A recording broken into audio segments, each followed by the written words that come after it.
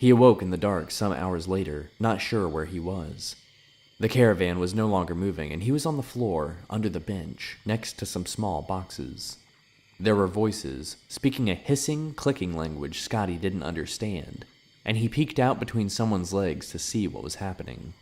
The moons barely pierced the thick mist surrounding the caravan, and Scotty did not have the best angle to see who was talking. For a moment, it looked like the gray wagon master was talking to himself, but the darkness had movement and moisture, in fact, glistening scales. It was hard to tell how many of these things there were, but they were big, black, and the more Scotty looked at them, the more details he could see. When one particular detail emerged, huge mouths filled with dripping, needle-like fangs, Scotty slipped back under the bench. Their little black eyes had not fallen on him yet. The legs in front of Scotty moved and then began to thrash as their owner was grabbed and pulled out of the wagon. Scotty crouched further back, getting behind the little boxes. He didn't know much about concealment, but had some experience with shields. He knew that having something, anything, in between you and bad things was always good.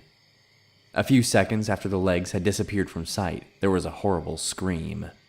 And then a second, and a third. Different timbres, different accents, but the same inarticulate message. Terror and pain, horrible pain.